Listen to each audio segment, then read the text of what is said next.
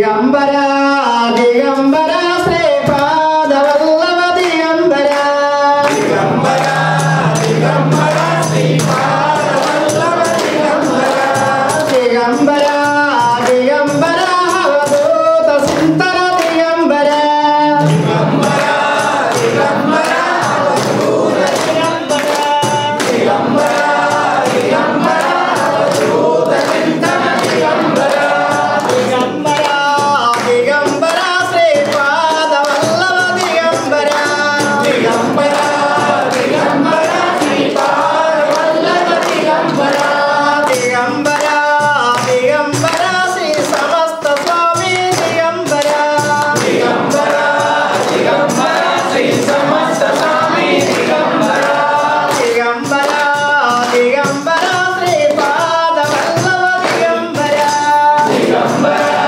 దిగంబరా శ్రీపాద వల్లభ దిగంబరా దిగంబరా దిగంబరా అవధూత సుందర దిగంబరా దిగంబరా దిగంబరా అవధూత చింతన దిగంబరా దిగంబరా దిగంబరా దిగంబరా శ్రీపాద వల్లభ దిగంబరా దిగంబరా దిగంబరా అవధూత సుందర దిగంబరా దిగంబరా దిగంబరా దిగంబరా అవధూత సుందర దిగంబరా దిగంబరా దిగంబరా శ్రీపాద వల్లభ దిగంబరా దిగంబరా దిగంబరా శ్రీపాద వల్లభ దిగంబరా దిగంబరా దిగంబరా శ్రీ చంద్రయ్య దిగంబరా దిగంబరా దిగంబరా శ్రీ చంద్రయ్య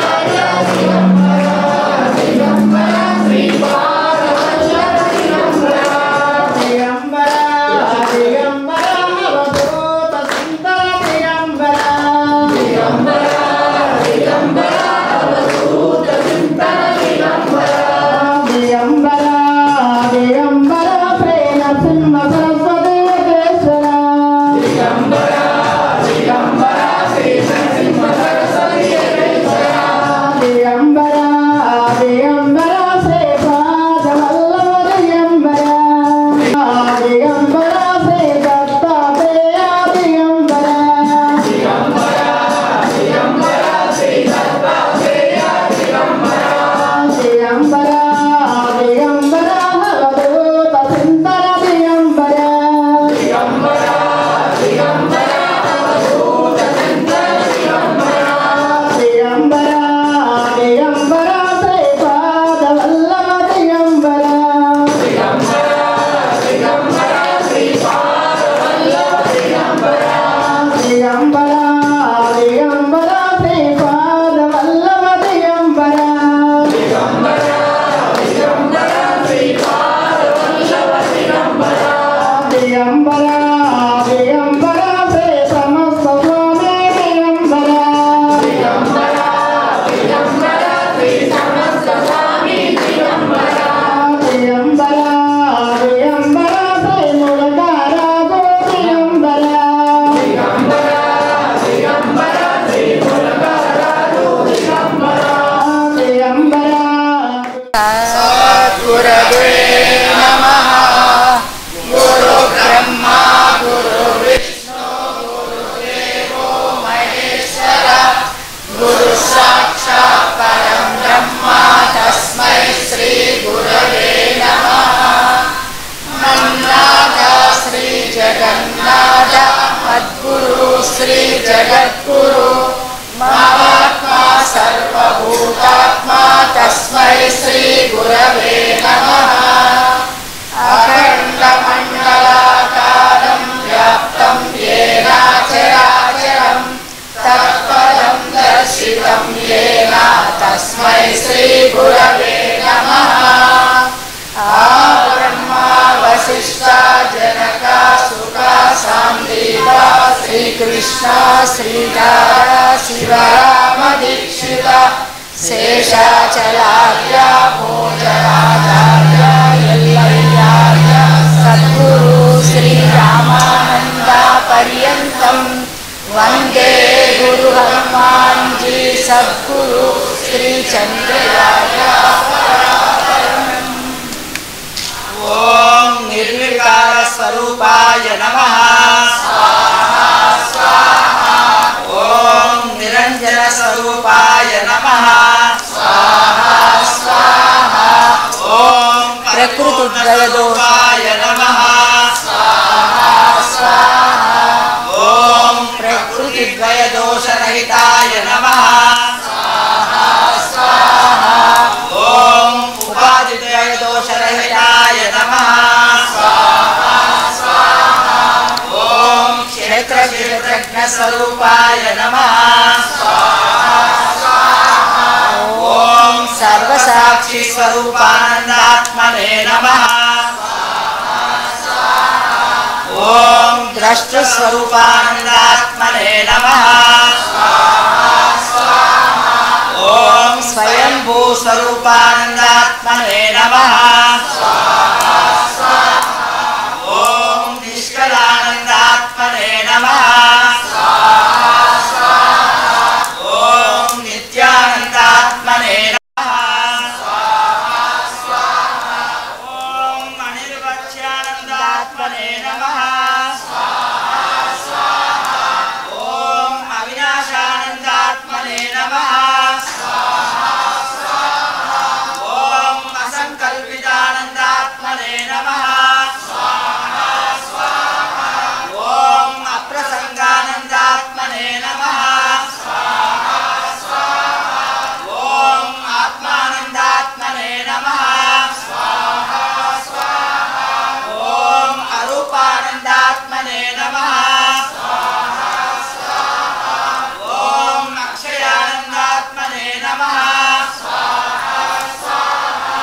ओम अव्याकृतानंदात्मने नमः ओम अनंतानंदात्मने नमः ओम अप्रमाणानंदात्मने नमः ओम अजरानंदात्मने नमः ओम अमलानंदात्मने नमः ओम अकुलानंदात्मने नमः ओम अंतरात्मानंदात्मने नमः ओम अधिष्ठानंदात्मने नमः ओम अक्षोभ्यानंदात्मने नमः ओम अमृतानंदात्मने नमः ओम मदेहानंदात्मने नमः ओम अमानानंदात्मने नमः ओम अहितानंदात्मने नमः ओम आगमानंदात्मने नमः ओम अवर्णानंदात्मने नमः ओम अमन्त्रानंदात्मने नमः ओम अदित्वानंदात्मने नमः ओम अमूलानंदात्मने नमः ओम अदोषानंदात्मने नमः ओम हंसानंदात्मने नमः ओम श्री प्रभु रामलालाय नमः ओम नमः श्री गंडारामात्मजाय नमः ओम श्री भागवती सुपुत्राय नमः ओम नमः श्री प्रभु योगेश्वराय नमः ओम नमः श्री योग स्वरूपिणे नमः ओम नमः श्री योगाचार्याय नमः ओम नमः श्री योग मार्तांडाय नमः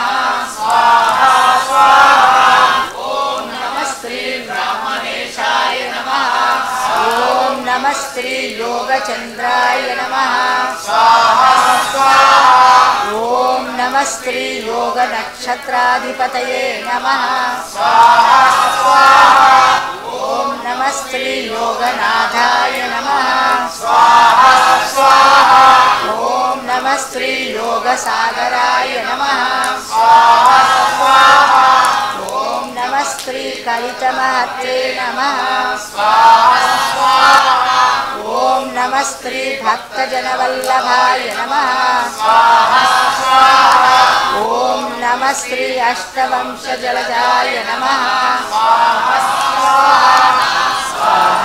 स्वाहा ओम नमस्त्री योगप्राणाय नमः स्वाहा स्वाहा ओम नमस्त्री सौर्यपतये नमः स्वाहा स्वाहा ओम नमस्त्री गणितहपतये नमः स्वाहा स्वाहा ओम नमस्त्री फलितहंसाय नमः स्वाहा स्वाहा ओम नमस्त्री अरिष्टनिवारणाय नमः स्वाहा स्वाहा ओम नमस्त्री योगप्रवर्तकाय नमः स्वाहा स्वाहा ओम नमस्त्री प्राणाधिपतये नमः स्वाहा स्वाहा ओम नमस्त्री सर्वेश्वराय नमः स्वाहा स्वाहा ओम नमस्ते ॐ नमः श्री यमपतये नमः स्वाहा स्वाहा ॐ नमः श्री नियमपतये नमः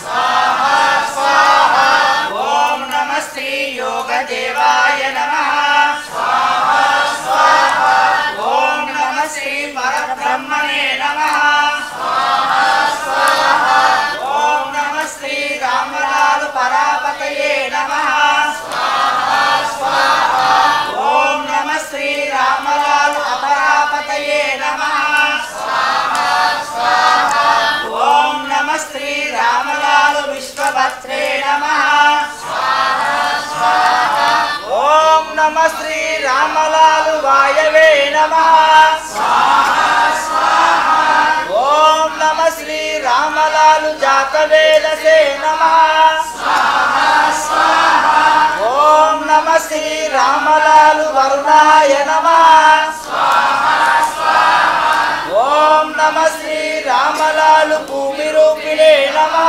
स्वाहा स्वाहा ॐ नमः श्री रामलाल दीनदयालाय नमः स्वाहा स्वाहा ॐ नमः श्री रामलाल अमराय नमः स्वाहा स्वाहा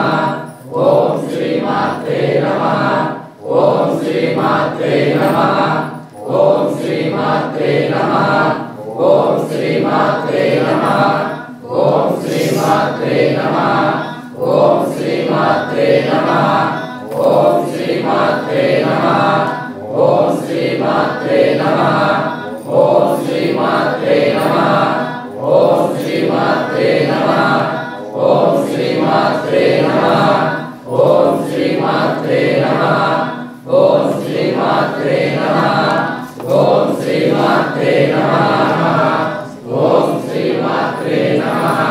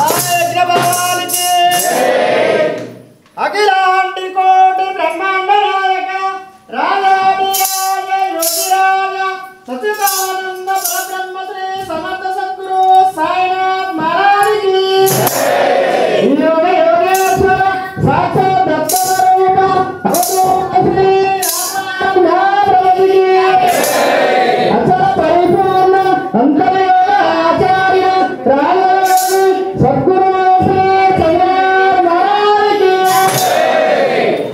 స్వాగతం సుస్వాగతం అందరికీ భార్గవ శ్రద్ధ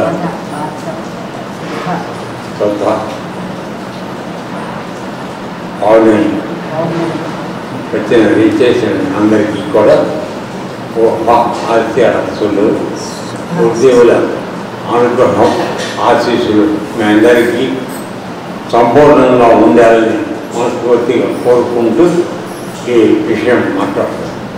అయితే ముందుగా ఈ విషయం గురించి మాట్లాడే ముందుగా ఇప్పుడు ప్రపంచంలో కూడా చాలా పరిస్థితులు ఎదుర్కొంటోంది. ముఖ్యంగా ఈరోజు రాత్రి తెల్లవారుజాము నుంచి రేపు ఉదయం 6:20 వరకు భారతదేశంలో కనబడకపోయినప్పటికీ అత్యంత ప్రమాదకరమైన చంద్రగ్రహణం జరుగుతుంది. దానివల్ల జల ప్రయాణాలు వచ్చే అవకాశం ఉంది. ఇంకా వచ్చింది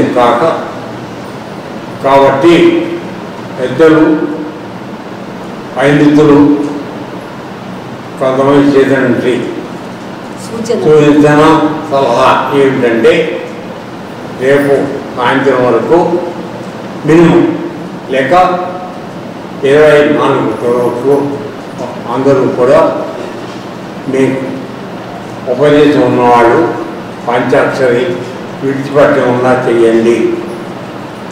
లేని వాళ్ళు మామూలుగా పంచాక్షరి మంత్రం ఓం నమః శివాయ అదన్నా చేసి మిమ్మల్ని కాపాడుకోండి. ఎందుకంటే ఆయన చేసిన ఒక మహా యజ్ఞాన్ని మనకి చెప్పడం జరిగింది. గత 40 రోజులుగా ఆయన విజయవాడ వెళ్ళి ఆయన స్నేహితులు కూర్చొని వాళ్ళకి తెలిసిన వాళ్ళందరినీ కూర్చోబెట్టి దాదాపు 5 లక్షల పైన పంచాక్షరి చేయించి శివుడిని ప్రార్థించడం వల్ల విజయవాడలో జరిగినటువంటి ప్రమాదంలో ప్రాణ నష్టం జరగకుండా చేయగలిగామని చెప్పాడు. అది ఇంకా కృతజ్ఞతం కాబట్టి మీరు మిగతా వాళ్ళు కూడా ఎక్కడున్నా సరే అక్కడికి మన వాళ్ళు ఏ దేశాల్లో ఉన్నా కూడా వాళ్ళు కూడా చేయండి. లేకపోతే మన శివుడు కూడా మనం రక్షించలేడు. అంత విపదం పడుతూ వస్తుంది. కాబట్టి అందరికీ ముందుగా చెప్తున్నాం, ఇంత ముందు చేసినా చేయకపోయినా దయచేసి నేనవాడు అదన్నా పంచాయతీని పెంచుకోండి. అదన్నా ఒక క్షణం తెలిస్తే మన అహంకారం అన్నీ పోతారు. ఒక్క దెబ్బ దయచేసి నా మాట వినండి. మీ అందరూ చల్లగా ఉండాలి. కాబట్టి మాకు తెలిసిన రహస్యం మీకు చెప్పగలను. మీకు ఈ క్షణం నుంచి మీ నోటిలో పంచాక్షరి ఉపదేశం వాడు పంచాక్షరి చేస్తూ ఉండండి. 24 తారీఖు వరకు ఏదో కనీసం రేపు సాయంత్రం వరకు అయితే మనం కాపాడుకున్నాం. మన కుటుంబీకులు అందరూ కూడా కాపాడుకోవాలి. అందుకోసం ఈ సలహాను పాటించమని అందరినీ ప్రార్థిస్తున్నాం. ఓకే, కాకపోతే ఈ ప్రపంచంగా కూడా మొత్తం అన్ని దేశాలు చాలా విపత్కరమైన పరిస్థితులు ఎదుర్కొని పోతున్నాయి. ఎన్నో రాబోతున్నాయి చెప్తున్న వాళ్ళు. అయితే ఇంకో విషయం చెప్పేది ఏంటంటే ఆ మహానుభావుడు 8వ సంవత్సరం తిరుమలలో ప్రభావం వచ్చి ఓడి ఇంత మునిగిపోయింది చూసారా, అప్పుడు చెప్పాడు వెంకటేశ్వర స్వామి పట్ల అపరాధం జరుగుతోంది, ఆయన కోపం చేస్తున్నాడు, ఆ కోపం మన అందరినీ దగ్గర వదిలిపట్టదు, ఇది ఇంకా 1 సంవత్సరం పైన ఉంటుంది, ముందుగానే చెప్తున్నాను నేను అని చెప్పి ఆయన చెప్పడం జరిగింది. ఆ వీడియో కూడా నేను విన్నాను. సో ఇప్పుడు మళ్ళీ చెప్పండి, అందువల్ల దయచేసి కనీసం తెలియకపోతే పర్వాలేదు, ఇప్పుడు అన్నింటి కనుక కూర్చోడానికి బద్ధకం, నేవకన్నా కూర్చొని ఇవన్నీ ఎక్కడ కూర్చున్నా అక్కడ అంత్యాక్షరి నడుస్తుంది చేస్తూ ఉండండి. నేను మామూలుగా చేస్తున్నారు మీ ఇష్టం, అందిస్తాం అనుకుంటావా లేదా నీ అదృష్టం, కానీ ఇప్పుడు మాత్రం పానంపోయే పరిస్థితి, అందువల్ల జాగ్రత్తగా ఉంది. ఓకే థ్యాంక్ ఇది అయిపోతుంది. కొత్తవాళ్ళని కాస్త ఒక్కసారి వాళ్ళు ఎక్కడి నుంచి వచ్చారు కనుక్కోండి. కొత్తగా ఏమ్మా మీరు ఎక్కడి నుంచి వచ్చారు?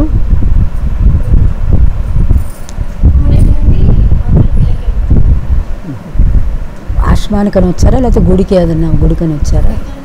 గుడికని వచ్చారు. ఓకే సరే.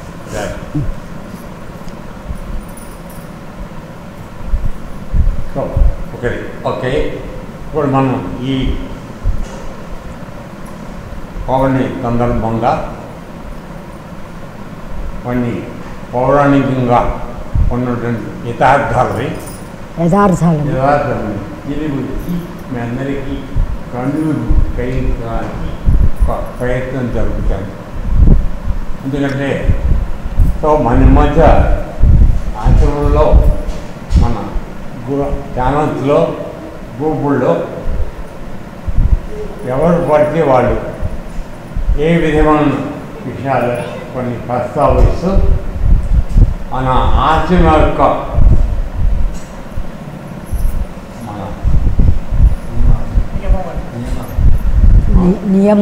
నియమావళి వ్యతిరేకంగా కొన్ని పోస్టింగ్ పెట్టడం జరుగుతుంది. దానివల్ల ఆశ్రమానికి వచ్చేటువంటి వాళ్ళ యొక్క శ్రద్ధ భక్తులు తగ్గిపోవడం, తర్వాత వాళ్ళందరినీ పక్కతో పట్టించడం జరుగుతుందని మా దృష్టికి వచ్చింది. కాబట్టి మిగతా విషయాలు మనకు అనవసరం. పౌరాణికంగా మహాభారతానికి సంబంధించిన విషయం వచ్చింది కాబట్టి దాని గురించి అవగాహన మనకు పూర్తిగా ఉండాలని సదుద్దేశంతో అటువంటి దాన్ని విన్నవాళ్ళు ఎవరైనా పక్క మార్గంలో పడిపోకుండా ఉండడానికి జాగ్రత్త పడడానికి కోసం చిన్న క్లారిఫికేషన్ ఇవ్వడం జరుగుతుంది. ఏమిటంటే అందరూ ఇచ్చిన ఏమిటంటే కర్ణుడు దానం దీని వీరుడు, చాలా గొప్పవాడు, అతను ఆదర్శం అని కొంతమంది మనతో రాయడం జరిగింది. అయితే రాజధానికి బహుశా కర్ణుడి గురించి పూర్తి అవగాహన లేదు అని అనిపించేవంటే మీకు విషయం పూర్తిగా తెలియగలుగుతా చెప్తాను.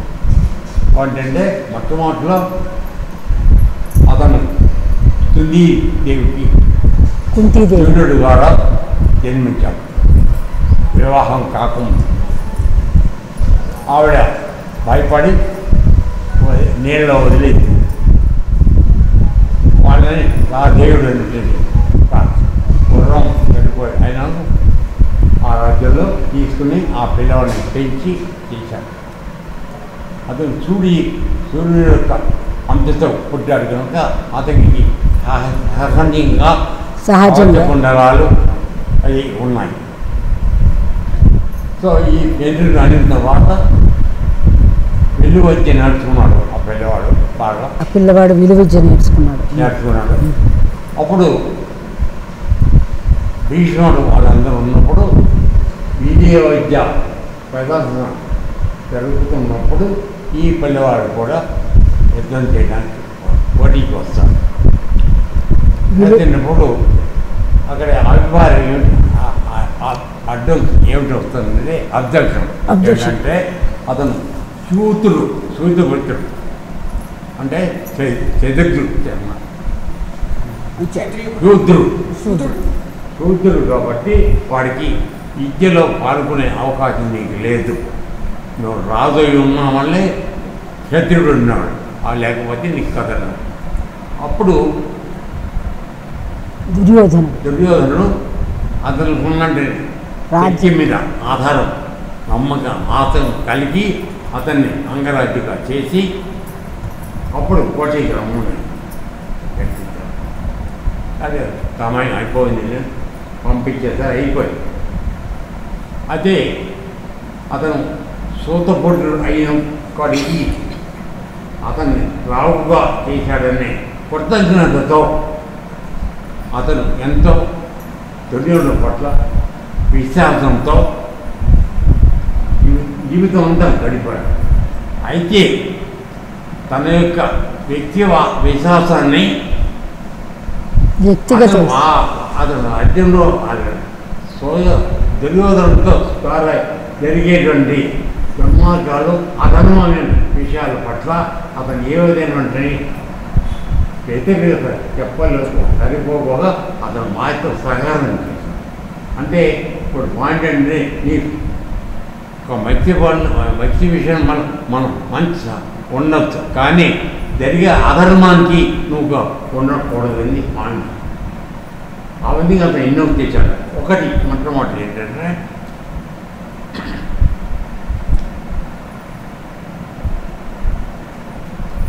కృష్ణుడి రాయభారం వచ్చినప్పుడు దూతని ఎవరు ఏమీ చేయకూడదు. మీకు రామాయణం విన్నారు కదా, రావణాసురుడు ఆంజనేయుడిని చంపేయాలని చెప్తాడు. అయితే దూతను చంపకూడదు, అది తప్పు అని చెప్పి భీష్ముడు చెప్పి ఆయన్ని విడిచిపెట్టేస్తాడు. ఓకే, అటువంటి నిబంధన ఎప్పటి నుంచో ఉంది. ఇక్కడ ఈయన దూతగా వచ్చాడు కృష్ణుడు. అయితే ఈ నలుగురు కలిసి ఆయన బంధించి చంపేద్దామని ప్లాన్ చేశారు. అందులో కర్ణుడు పాత్ర కూడా. ఓకే, తర్వాత ఇంకా తను అర్జునుని గెలవడానికి శస్త్రాలు సంపాదించడానికి శస్త్రాల దగ్గరికి పరశురాముడి దగ్గరికి వెళ్ళి విద్య నేర్చుకోవడానికి పడవలతో వెళ్ళాడు. అంటే ముందు వద్దు తప్పు నేను చేయను అన్నాడు, కానీ మనకు అవసరం వెళ్ళి చేయన్నాడు. అప్పుడు వెళ్ళి ఏం చేశాడంటే పరశురాముడికి ఒక నియమం ఉంది, కేవలం బ్రాహ్మడికి మాత్రమే విద్య నేర్పుతారు. ఆయన 26 సార్లు చైత్రులని ప్రపంచం అంతా నరికేశాడు. వాడు ఇప్పుడు వీడి కూడా క్షత్రియుడు వచ్చాడుగా, కాబట్టి అక్కడ విద్యకి అర్హత లేదు. ఆ విషయాన్ని దాచిపెట్టి గురువుని మోసం చేసి మర్చిపోయింది. గురువుని మోసం చేసి కులం గోత్రం మార్చుకుని పేరు మార్చుకుని అక్కడ విద్య నేర్చుకోవడానికి వెళ్ళి ఆయన దగ్గర నేర్చుకోవాలి. సో గురుద్రోహం చేసేలా చేయలేదు. అది ఇతరమైన అర్థంగా ఉన్నాయి. అతను ముత్యం మత్తత బయట జీవితాన్ని అవే విచ్చేసినప్పుడు ఏం జరిగింది, అది బయటపడింది. పట్టినప్పుడు నేను ఏం చేశాను, గురువు నేను చెప్పింది నీ ఇదంతా నీకు సమయంలో గుర్తు రాదు, నువ్వు నాకే పోతావు చెప్పాను. ఓకే, కాబట్టి ఇప్పుడు దాన తార సూర్ణ అని దానవీర సూరకర్ణ పేరు పట్టుకున్న నువ్వు ఏం చేశావు, ధర్మం పట్ల నీ యొక్క కర్తవ్యం ఏమైంది. తర్వాత కులస్త్రీ ద్రౌపది వస్త్రాపహరణ చేస్తున్నప్పుడు కనీసంగా నీ ధర్మాన్ని చెప్పాల్సిన లేకుండా వాడితో వాడు చేశారు. వాడు గొప్ప క్యారెక్టర్ ఉన్నాడు అవుతాడా అన్నాడు. తర్వాత యుద్ధం జరుగుతుంది. 6 కలిసి అభిమన్యుని చంపడానికి ప్రయత్నం చేశాడు. చివరిగా వెళ్ళి వాడిని పొడిచి చంపి అర్జునుడు కర్ణుడు ఆఖరికి వాడి చేతుల్లో చచ్చిపోతూ నాకు దారుణంగా ఉంది నీళ్లు రమ్మని అడిగితే నీళ్లు కూడా ఇవ్వాలి. సో ఎన్ని క్యారెక్టర్స్ ఫీచర్స్ అంటే అతని వ్యక్తిత్వానికి మొత్తం ఎన్నో ఉన్నాను. ఆయన్ని నేను చాలా గొప్పవాడు అని మాట్లాడడం, సబ్జెక్ట్ తెలియకుండా మాట్లాడడం, అవన్నీ ట్రస్ట్ గోల్డ్లో పెట్టి మీ అందరినీ మిస్యూట్ చేయడం న్యాయం కాదని అంటారు.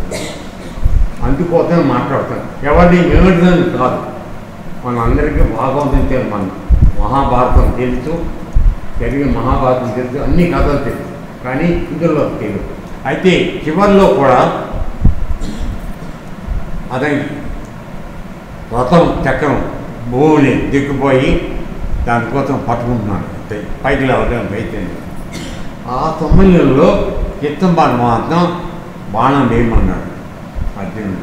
కృష్ణ పరమాత్మ అంటే అన్యాయం కదా వాడు కింద ఎత్తుక్కున్నాడు, బాణాలు లేవు, మా నేను పట్టనెలా అని చెప్పాను.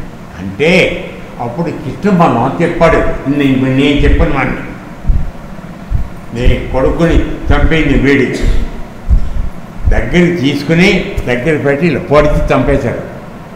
వాడు నీళ్ళు అడిగితే నీళ్ళ అటువంటి మానవత్వం లేని వాడి గురించి నువ్వు ఆలోచిస్తున్నావా చెప్పండి వే అని చెప్పి చేశాడు.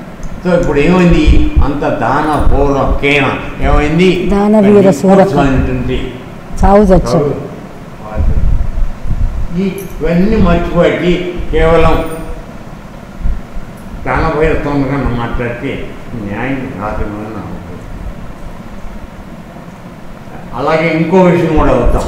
ఎందుకంటే ఎప్పుడైతే చూడండి కృష్ణుడు చెప్పనమాట, ఒకటి భీష్ముడికి ద్రోణాచార్యుడికి కర్ణుడికి ముగ్గురికి చెప్పాడు, మీరు కేవలం నమ్ముకున్న సిద్ధాంతం కోసం మీ ఇంటికి వ్యక్తిత్వం కాపాడుకోవడానికి మీరు ధర్మాన్ని పక్కకు పెట్టారు. అందువల్ల మీరు కూడా క్రిస్టియన్స్ వాడవుతుంది, శిక్ష పడాల్సింది, మిమ్మల్ని విడిచిపెట్టాను లేదు అని చెప్పి ఏమిటి చేశారు. భీష్ముడు ఆ వజ్రాన్ని సృష్టించేవాడు ఆయన. తర్వాత రాజు కాకుండా ఉండి తను రక్షకుడుగా ఉన్నాడు సామ్రాజ్యానికి రక్షకుడుగా. అటువంటి వాడు ద్రౌపదిని చేస్తున్నప్పుడు వాడిని పాలించిపోయావా, లేదా కనీసం బాగా వెయ్యపోయావా, ఎందుకు చేయలేవు నువ్వు, అంతకన్నా అధర్మం ఇంకోటి ఉందా, నువ్వు పుడుతున్నావు. అందుకే ఇప్పుడు ఈ ఆంపాచేని మధ్య పడుకున్న అవసరం అనుభవిస్తున్నాం. అలాగే ద్రోణాచార్యుడు కొడుకు ఈ ముగ్గురు ఎవరిని గురించి ఆశ పెట్టుకుని దుర్యోధనుడు యుద్ధం చేస్తున్నాడో ఆ ముగ్గురు ఈ విధంగా పోతారు. అది ఎవరు చెప్పాడు, శకుడికి చెప్పాడు.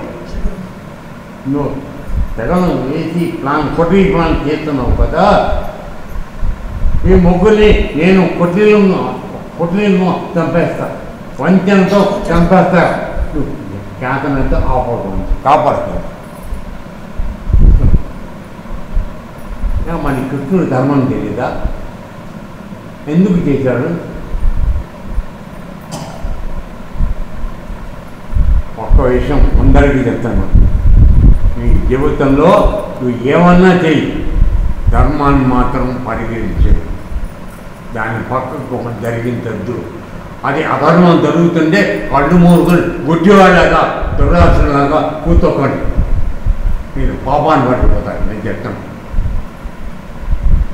అదన్నా అతికి తెలియదా వద్దంత కుడి కలియుగంలో వచ్చిన విధంగా చేశారు వాడుకోకండి. ధర్మం ఇప్పుడు అలా ఉండాలి, అది ఉంటేనే ప్రపంచం నడుస్తుంది, ఈ శక్తి మొత్తం నడుస్తుంది. భగవంతుడు ధర్మకారి తట్టుకున్నాడు. అది మీరు తెలుసుకోకుండా పెట్టిన విద్యతో తెలివితేటలతో ఒక్కడిన ఆలోచనతో ఆ తర్వాత వాటి ఇంటర్ప్రిటేషన్ అన్వయం తప్పుడు అన్వయం చెప్పి ప్రజల్ని పక్క పట్టించి చేయగలరు. అది కరెక్ట్ కాదు. ఈ మధ్య అందరికీ వెళ్ళాలి, అందుకే చెప్తాను రికార్డ్ చేసి. ఎందుకంటే మన తెలివి వల్ల ఆయన అనుకుంటున్నాను, మన తెలివి ఒక్క నిమిషం సరిపోతుంది. మీరు ఆ బ్లడ్ తిన్న వాటి చూడండి ఎంతమంది ఆ నిస్సహాయ బంధువులు అయిపోయారు. అందువల్ల దయచేసి నా ఉద్దేశం పడింది, ధర్మంగా ఉండడానికి ప్రయత్నం చేయండి. నువ్వు ధర్మం తప్పితే నువ్వు ఎంత గొప్పవాడైనా చ్యుతి తప్పదు. చ్యుతి అంటే కింద పడిపోవటం, నాట్యం పోవడం జరిగింది. అందువల్ల ఉన్న తెలివితేటలు విచ్చేది చేయాలి. సో ఈ విషయం చెప్పడం అవసరం అనిపించి, నేను చెప్పడంలో తప్పు అనిపించి నన్ను మన్నించండి. నా ఉద్దేశం మాత్రం అందరూ ఎట్టి పరిస్థితుల్లో ఏ సమయం అయినా ఏ కాలంలో అయినా ధర్మాన్ని మాత్రం తప్పక విడిచిపెట్టేది. అదే మనకు కావాలి. కష్టాలు వస్తాయి, పరీక్షలు వస్తాయి. ఎందుకంటే మనం కరెక్ట్గా ఉన్నామా నిలబడ్డామా లేదా తెలుసుకోవడానికి పరమాత్మ మనకి పరీక్షలు పెడతారు. అది తప్పుకోవాలి. కాబట్టి ప్రతివాడికి టిట్వట్టాక్ చేద్దామనే ప్రయత్నం ఆలోచన చేయకండి. కొన్ని సహించుకుందాం. ఓపికతో ఉండి ఎన్నో నిలబడతారు. అదన్నా ఆ విధంగా చేయడం మంచిది. అందరికీ కూడా చేతులెత్తి చెప్పేదను, ఎంత చెడిపోయినా మనం తప్పు మార్గంలో వెళ్తున్నా ధర్మాన్ని మాత్రం ఇచ్చిపట్టకండి. అదే మనం రక్షించేది. ఇప్పుడు రాబోయే సమయంలో కూడా కేవలం మనం ధర్మాన్ని ఉంటే మనందరం తప్పించబడతాం, రక్షించబడతాం. దయచేసి ఈ సెలవు తీసుకుని ఆచరించవలసిగా పాటిస్తాం. లోకాసమత్తాన్ని అయితే కర్ణుడిని నార్మల్గా ఇప్పుడు అతనికి ఉన్న నెగిటివ్ పాయింట్స్ చెప్పారు. అధర్మం వైపు ఉన్నాడు కాబట్టి ఏమేం చేశాడో చెప్పారు.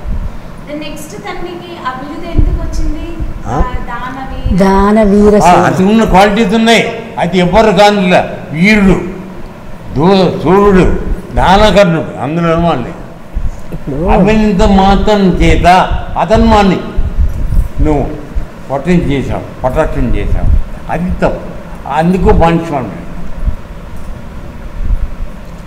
అదేంట. ఎందుకంటే రామాయణంలో కూడా రావణుడి యొక్క లంకా రాజ్యం గురించి వివరణ ఉంటుంది. ఎంతో బ్రహ్మాండంగా పరిపాలిస్తున్నాడు అతనని ఆయన యొక్క పరిపాలన విశేషాలన్నీ రావణుడివి, ఎవరివి? రాముడివి కాదు, రావణుడివి కూడా చాలా గొప్పగా చెప్పడం జరుగుతుంది అందులో. అట్లాగే పరమ భక్తుడు, పరమ పండితుడు, ఎప్పుడు యజ్ఞయాగాదులతోటి ఆ రాజ్యం శోభిల్లుతూ ఉంటుంది. అట్లాగే ఈ మామూలుగా ఇప్పుడు భారతంలో కూడా దుర్యోధనుడి పరిపాలన కూడా చాలా బ్రహ్మాండంగా ఉంటుందిట, చాలా బాగా పరిపాలిస్తాడట. అయితే ఇప్పుడు మామూలుగా పెద్దలు ఏం చెప్తారంటే, నీకు ఎన్ని దుర్గుణాలున్నా ఒక్క మంచి గుణాన్ని పట్టుకో, అది నిన్ను తరింపచేస్తుంది. ఒక్క మంచి గుణం ఉండాలి. అలాగే ఎన్ని మంచి గుణాలున్నా నీకు ఒక్క దుర్గుణం ఉన్నా నిన్ను కింద పడేస్తుంది. Both are equally powerful. అందుకని ఏంటంటే మనం దేన్ని పట్టుకుంటున్నాము? ఆయనకి ఎన్నో మంచి గుణాలు ఉండొచ్చు, దానవీర సూరకర్ణ అని ఏవో ఉన్నాయి, చాలా ఉన్నాయి. కానీ ఆయనకి ఎక్కడ పడిపోయాడు? ఆయన ఒక తప్పుడు ఒక ఆ దుర్యోధనుడికి పట్ల అతనికి ఉన్నటువంటి గ్రాటిట్యూడ్ అంటే ఉండొచ్చు, కానీ కృతజ్ఞతాభావం ఉండొచ్చు. కానీ ద్రౌపది వస్త్రాపహరణం చేసినప్పుడు కానీ, కృష్ణుడిని బంధించాలని ప్రయత్నం చేయటంలో కానీ, ఇటువంటి విషయాల్లో అతనికి దుర్యోధనుడికి సహకారం చేయకూడదు కదా. అదే ఎగ్జాంపుల్ నువ్వు తీసుకుందాం. విభీషణుడు కూడా ఉన్నాడు, రావణాసురుడి యొక్క తమ్ముడు విభీషణుడు ఉన్నాడు. విభీషణుడు రావణుడికి సహకారం చేశాడా తప్పుడు విషయాలలో, లేకపోతే వద్దని అడ్వైస్ చేశాడు? వద్దని ఖండించాడు. సీతను తీసుకురావద్దు, తప్పు, తీసుకెళ్ళి అప్పగించేసాయి. అలాగే కర్ణుడు కూడా ద్రౌపదికి వస్త్రాపహరణం చేయటం తప్పు, నువ్వు ఆ పాండవుల కన్యను తీసుకొచ్చి ఇక్కడ సభలో అవమానం చేయటం తప్పు అని ఉంటే అతనిని మనం కీర్తించాల్సి వచ్చేది. సేమ్ ఎగ్జాంపుల్ అక్కడ విభీషణుడు కూడా, విభీషణుడు ఏం చెప్పాడు రావణాసురుడికి? యాక్చువల్గా వాడు రావణాసురుడు పవర్ ముందర విభీషణుడు చాలా తక్కువ, తమ్ముడు కూడా అతని యొక్క అండన బతుకుతున్నాడు. అయినా సరే హీ హాస్ ద కరేజ్, ఒక ధైర్యంతో చెప్పాడు. ఏమనంటే, అన్నా నువ్వు చేస్తున్నదంతా తప్పు. హనుమంతుడు వచ్చి దూతగా వచ్చినప్పుడు ఆ దూతను చంపడానికి ప్రయత్నం, అదే సేమ్ కేసు. దూతగా శ్రీకృష్ణుడు వచ్చినప్పుడు అందులో కర్ణుడు కూడా భాగస్వామ్యం అయ్యి శ్రీకృష్ణుడు చంపడానికి, బంధించడానికి ప్రయత్నం చేశారు. అప్పుడు ఆయన విశ్వరూప దర్శనం చూపించి అది ఆ కథ నడుస్తుంది. అట్లాగే ఇక్కడ హనుమంతుడిని చంపటానికి రావణాసురుడు ఫస్ట్ చంపేయండిరా వీణ్ణి అని అంటాడు. ఎప్పుడైతే లంకారాక్షసి చనిపోయిందో, లంకని కాపాడేటటువంటి లంకారాక్షసి ఎప్పుడైతే చనిపోయిందో, వీడు దూత కాదు, మామూలు వాడు కాదు, వీడిని చంపి పారేయండి అని రావణాసురుడు ఆజ్ఞ ఇస్తాడు. అప్పుడు అన్నా అటువంటి పని నువ్వు ఎప్పుడు చేయకు, అపకీర్తి పాలవుతావు నువ్వు అని చెప్పి అడ్వైజ్ ఇస్తాడు. సో అక్కడ అట్లా అడ్వైజ్ ఇచ్చినంత మాత్రాన విభీషణుడికి రావణుడి మీద భక్తి లేదని అనుకోకండి. భక్తితోటే అడ్వైజ్ ఇచ్చాడు. ఎందుకంటే తర్వాత తర్వాత తర్వాత తర్వాత బాగుండాలని చెప్పాడు. అతను కీడు పొంది నాశనం అయిపోతాడు అని ఆత్మీయతా భావంతో చెప్పాడు. అలాగే ఇప్పుడు గురువులు కూడా శిష్యులని కేకలేస్తూ ఉంటారు అనేక రకాలుగా. అక్కడ ఆయన యొక్క దృక్పథం ఏంటి? వాడు పాడవాలనా, వాడు మంచి కావాలనా? డాక్టర్ చేతిలో మనుషులు చాలాసార్లు ప్రాణాలు కోల్పోతారు, ఆపరేషన్ సక్సెస్ కాదండి. కానీ వాడు ఆపరేషన్ దేనికోసం చేశాడు? వాడు ప్రాణాలు బతికించడానికే, చావగొట్టడానికే? బతికించడానికి. అదే ఒక మర్డరర్ అలాగే చంపాడు. చంపినప్పుడు మర్డరర్ చేతిలో కూడా ఒకడు చనిపోయాడు. వీళ్ళేమో జైలు శిక్ష వేసి ఉరిదీస్తాము. డాక్టర్ గారిని మనం ఏమనం, వాడిని మామూలుగానే ఏదో ఒక కేసు అట్లా అయిపోయింది కానీ ఆయన హస్తవాసి మంచిదని చెప్పుకుంటాం. అంటే నీ యొక్క దృక్పథం ఏంటి? నువ్వు ఒక విషయం వెనకాల నీ యొక్క ప్రవృత్తి ఎలా ఉంది? నేర ప్రవృత్తిలాగా ఉందా, లేకపోతే అది ఒక కాపాడే విషయంగా ఉందా? కాపాడే విషయంగా ఉన్నప్పుడు, సో ఇక్కడ కర్ణుడిది కాపాడే విషయంగా, లా ఆఫ్ మెన్సిట్రియా అని అంటారు దాన్ని అంటారు. సో నీ యొక్క దృక్పథం ఏంటి? అక్కడ కర్ణుడు ఎట్టి పరిస్థితిలో అదేంటి కృష్ణుడిని బంధించాలి, లేకపోతే ద్రౌపదిని అవమానపరచాలి, లేకపోతే అభిమన్యుడిని చంపవలసినంత కసి ఇతనికి ఏముందని అక్కడ యాక్చువల్గా చెప్పండి. ఏ విధంగా ఇతనికి అభిమన్యుడిని చంపేటటువంటి రైట్ ఉన్నది అక్కడ? అతను చిన్న పిల్లవాడు, బాలుడు, ఇతనికంటే ఎంతో ఇది. అటువంటిది ఒక దయ అనేది లేకుండా అతను దాహమని అడిగినా కానీ అతనికి నీరు ఇవ్వకుండా చంపవలసినటువంటి దుర్మార్గం అతని చేతిలో ఎందుకు ఉండవలసి వచ్చింది? అలాగే ఒక గురువు దగ్గరికి వెళ్ళినప్పుడు, అంటే ఈ గురువు కాదు, మన పరశురాముడి దగ్గరికి వెళ్ళాడు కదా, పరశురాముడి దగ్గరికి వెళ్ళినప్పుడు కూడా కేవలం విద్య నేర్చుకోవటానికి, నువ్వు ఆ విద్య కూడా దేనికోసం నేర్చుకుంటున్నాడు అతను? అక్కడ మళ్ళీ ఇంపార్టెంట్, అర్జునుడిని చంపడానికి, ఒక ధర్మం వైపు నిలబడిన యొక్క వ్యక్తిని చంపటానికని విద్య నేర్చుకుంటున్నాడు అతను. అర్థమైందా? సో కాబట్టి అందుకని తను తప్పుగా ఏంటి గురువుకి చెప్పుకొని, తను బ్రాహ్మణుని చెప్పుకొని అక్కడ విద్య నేర్చుకోవడం మొదలు పెడతాడు. సో ఆ తర్వాత దానికి చాలా కథ ఉంటుంది. బ్రాహ్మణ్ణే అని చెప్పడం, ఆ కథ మీ అందరికీ తెలిసే ఉంటుంది. గోత్రం మార్చుకున్నాను ఎందుకని అలా చెప్పవలసి వచ్చింది? నిజ స్వరూపం తెలిసిందా లేదా?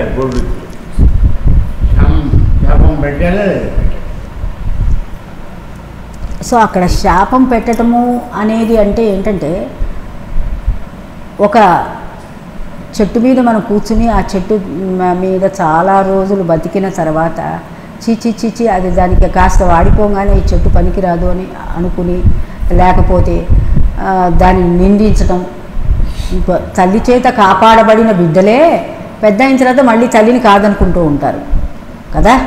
అది చాలా తప్పని మనం చెప్పుకుంటూ ఉంటాం. తల్లి పోషణలోనూ తల్లి యొక్క దీవెనలతోటి తల్లి త్యాగంతో బతికినటువంటి శిశువే పెద్ద అయిన తర్వాత తల్లిని కాదంటే మనం అతన్ని ఒప్పుకోగలం. సో అలాగే మనం ఏంటంటే మీకు కేవలం మీకు ఫ్యాక్టరీ ఏంటి తెలియదు అంతవరకు చెప్పడం అంటే భారత భాగవతాలలో ఉండేటటువంటి పాత్రల గురించి మనం అవగాహన లేకుండా, అలాగే ఏకలవ్యుడి గురించి మనం తప్పుడుగా అవగాహన చేసుకుంటాం. అలాగే రాముడు సీతని వనవాసానికి పంపించిన విషయంగా కూడా తప్పుడుగా మాట్లాడటం చాలామంది ప్రయత్నం చేస్తూ ఉంటాం. ఇలాగే ఒకసారి ఒక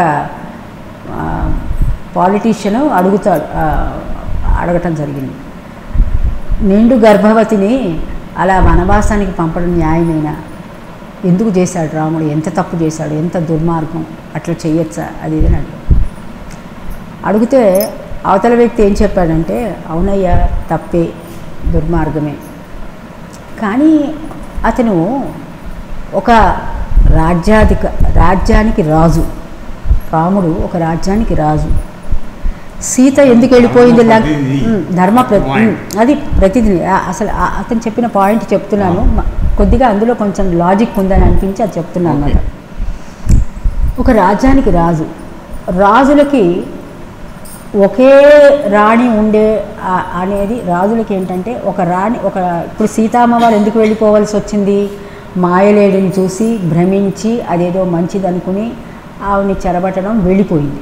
సరే, అది రాముడు చెరబట్టాడు, వెళ్ళిపోయిన తర్వాత ఒక రాజుగా ఉన్న వ్యక్తి ఒక స్త్రీ కోసమని, వెళ్ళిపోయిన జాడ తెలియని స్త్రీ కోసమని ఎంత కష్టపడి వారధి కట్టి యుద్ధం చేసి రావణుని అంతం చేసి ఆమెని మళ్ళా తీసుకుని రావటం అనే అంత బృహత్ కార్యం, పెద్ద కార్యము చెయ్యవలసిన అవసరం ఉందా?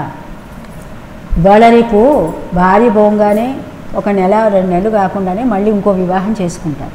అటువంటిది రాజుగారికి భార్యలకేం కొదవా? అయినా అతను ఎంత కష్టపడి భార్య కోసం మరి ఎన్ని త్యాగాలు చేసి తన ప్రాణాన్ని కూడా పణంగా పెట్టి, తన తమ్ముడి ప్రాణాన్ని కూడా పణంగా పెట్టి ఆ కోతులతో ఏడ్చి అడవుల్లో పడి మళ్ళీ వారధి కట్టి, అదంతా అవసరం అంటావా? ఆయనకి ప్రేమ లేకపోతేనే చేశాడా? సో అతను చెప్పిన సమాధానం గురించినటువంటి పాయింట్, యుద్ధం చేశాడు, తీసుకొస్తారు. తీసుకొచ్చిన తర్వాత ఆమెతో ఏం చెప్పాడు రాముడు? నిన్ను స్వతంత్రురాల్ని చేసేసాను, నీకు కావాల్సిన చోటు వెళ్ళిపోమంట. స్వేచ్ఛ. అదే నేను వచ్చి నీకు లేదు, నువ్వు వేరే చోట ఉన్నావు, నాకు అనవసరం. అదే నువ్వు భర్తగా ఉన్నాను కాబట్టి నిన్ను కాపాడాల్సిన బాధ్యత నాది, నా ధర్మం కాబట్టి నిన్ను కాపాడాను. ఇప్పుడు నీ ఇష్టం, వెళ్ళిపో, ఇష్టం వచ్చిన చోటికి వెళ్ళమండి, వెళ్ళు, ఎక్కడి నుంచి చోటికి ఉంది, తీసుకెళ్తాను చెప్పడం. అప్పుడు ఏడ్చి గోళ్ళ తీసి అప్పుడు మళ్ళీ ఆవిడకి అగ్ని పరీక్ష చేయటం అది జరిగి అప్పుడు చెప్తాడు రాముడు, ఏంటంటే ఆవిడ నిప్పు నాకు తెలుసు, కానీ ప్రపంచంలో ఎన్నో మందులు ఎంతో లోకాలు మాట్లాడతారు కాబట్టి నువ్వు సంవత్సరంతో బయటకు వచ్చావు కాబట్టి నీ యొక్క శీలత్వాన్ని గురించి పరీక్ష జరగాలి, అందుకోసం చేయించాను. అదన్నా అందువల్ల అంత ప్రేమించి రాముడు చివరిలో కడుపుతో పంపించే ఆయన ఫ్యామిలీ ఎత్తే బాధ్యత అంటే తను ఒక రాజుగా ఉన్నప్పుడు తన ధర్మం ఏదైతే ఉందో ఆ ధర్మాన్ని కాపాడడానికి చేశాడు. అంతవరకు అతను మళ్ళీ వివాహం చేసుకుంటే కొన్ని పంపించేసినంత మళ్ళీ వివాహం చేసుకుంటే అప్పుడు మనం తప్పు పట్టచ్చు. అతను కూడా అలా ఉండిపోయాడు కదా. ఆ సమయంలో మేము అందులో లైఫ్ సినిమా చూసామంటారు కదా, అప్పుడు సీతమారు మళ్ళీ అనుమానం ఉంటుంది, అక్కడ కూర్చుంది వాళ్ళు దగ్గర ఇంకో దాన్ని పెట్టి తెచ్చుకున్నాను ఇవన్నీ ఎగిరి చేసి ఉండే అని అన్నాను. ఓ చెప్పాలి అలవాటు కదా అని అప్పుడు వాల్మీకి అమ్మని పంపిస్తాడు. అక్కడ వెళ్ళి చూస్తుంది, ఇలా ఎవరుస్తున్నారు అన్నారు. ఈ ధర్మాలని తెలుసుకోకుండా ధర్మాన్ని పాటించేవాడిని తేలిక మాట్లాడటం కరెక్ట్ పాటించాం. నేను చెప్పేది ఎవరు ఏం పోయినా సరే ధర్మాన్ని విడిచిపెట్టలేదు. ఎందుకు వాళ్ళు ఒక ధర్మాన్ని కట్టుబడి మనందరికీ వాళ్ళ ఆధార జీవితంగా మనం మాట్లాడతాం. ఆదర్శ జీవితంతో వాళ్ళు గడిపారు. కరెక్ట్. అయితే మనం కూడా నిజంగా ఆ రామాయణాన్ని కానీ భారతాన్ని కానీ చదివిన వాళ్ళు చాలా తక్కువ. పూర్తిగా చదివిన వాళ్ళు చాలా తక్కువ మంది. మనకి తెలియకుండా కొద్ది కథలు విని దాని మీద కామెంట్ చేస్తున్నాం. అదివరకు చదువు అంటే వాటిలో ఈ రామాయణ మహాభారతాలు ఇవన్నీ కూడా ఇంక్లూడ్, అష్టాదశ పురాణాలు ఇవన్నీ ఇంక్లూడ్ అయ్యి ఉండేవి. సో కొద్దో గొప్ప పాఠ్యాంశాల్లో ఇవన్నీ ఉండేవి కాబట్టి కొంత మనకి ఆ జ్ఞానం ఉండేది. ఇప్పుడు ఆ కథ ఏమిటో తెలియదు, అక్కడ నిజంగా సంఘటన ఏమిటో తెలియదు. మనకి తెలియక వాటి మీద మనం ఇష్టం వచ్చినట్టు వ్యాఖ్యానాలు, ఇది అధర్మము, ఇది తప్పుగా జరిగింది, ఏకలవ్యుడు వేలు తీసుకోవడం తప్పు, ఇవన్నీ మనం అనుకుంటూ ఉంటాం.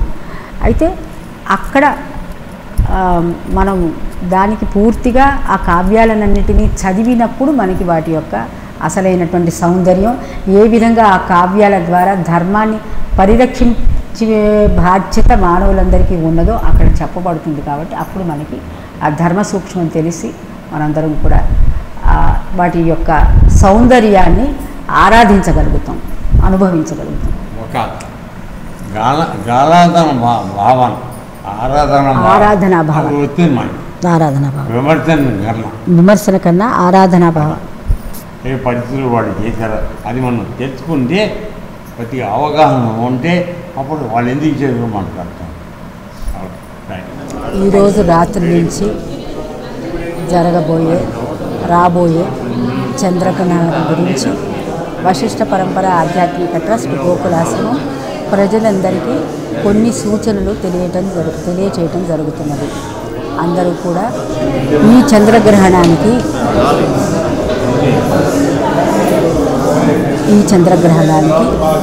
విపరీతమైనటువంటి పరిణామాలు మానవాళి ఎదుర్కోవలసి ఉంటుందని విఘ్నులందరూ పదే చెబుతున్నారు.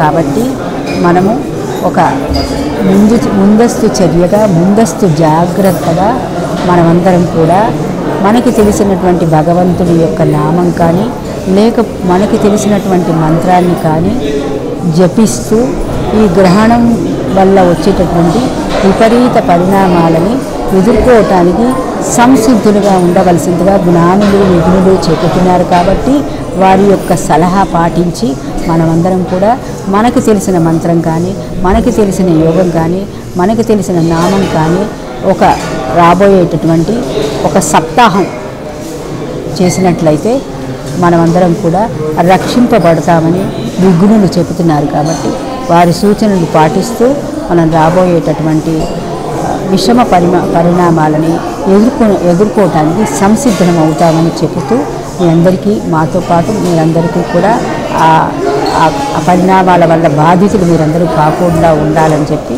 ఈ సలహా చెబుతున్నాము. లోకా సమస్త దీన్ని సహృదయంతో అర్థం చేసుకుంటారని మేము కోరుకుంటున్నాం. లోకా సమస్త సుఖినో భవంతు. ఓం శాంతి శాంతి శాంతి.